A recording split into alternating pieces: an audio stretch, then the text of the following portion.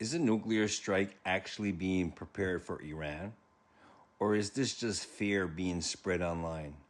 Let's try to break it down. There's a claim going around that a country starting with an I is preparing to use nuclear weapons, and that Mohammed Safa resigned over it. First, the UN always plans for these kinds of scenarios. That's literally part of their job. Planning just in case for situations like these. Second, Mohammed Safa, I don't even pronounce his name right, is not part of the UN Security Council, nor is he a senior member of leadership. So how would he have access to classified information? This doesn't make him uncredible or not a whistleblower. It just means that this is likely being openly discussed in the UN at the moment. Because we've all worked for organizations, and rumors and gossip always tell the truth. Third, if the country starts with an I has nothing to lose, its military is on the verge of collapse. Very little to no interceptors, and the US doesn't have a clear path to victory. So what do they have to lose? We also have to consider that. They'll be condemned if they use it, but nothing really will be done to them. Are they willing to open up this Pandora's box that would trigger a massive global crisis, both politically, economically, militarily? Every other country would be all up in arms. So you have to ask yourself, has the conflict gone too far? Far enough that the United Nations is discussing and preparing nations just in case for the worst case scenario.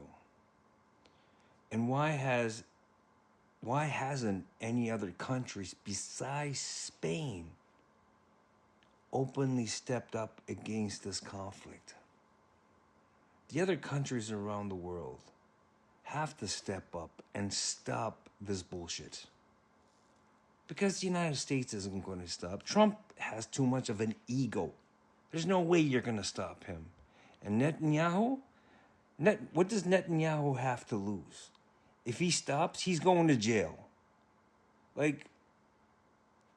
They're not going to stop. They're going to drag everybody else into this conflict or push the button. But the global community has an opportunity to end this and be like Spain and say no more. No access to our land, no access to our skies. If every other country does this, effectively, the United States would have no choice but to withdraw. And same thing with the country that starts with I.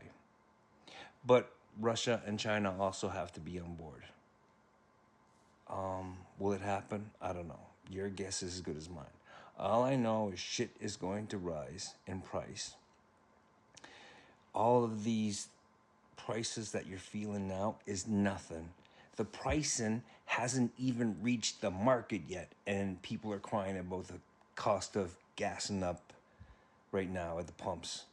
Wait till that pricing goes into your food, goes into your clothing, and if the Bab Mandel Strait is even closed, oh God, then everyone's going to have to go down all the way around to Africa before all your goods are being transported, which will increase the cost of living to basic hyperinflation globally, where economies will crash and crumble, and we'll be in a shit world of trouble.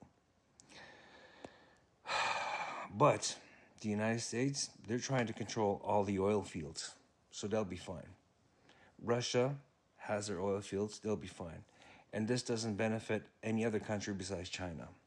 So these conflicts only benefit three players: China, Russia, and the United States. So you have to ask yourself too, is this the plan? Weaken all other nations by starving them of power and fuel so you can divvy the world up amongst yourselves? I don't know. All I know is shit's getting crazy, and it's going to get crazier. What do you think about this? You stay deadly.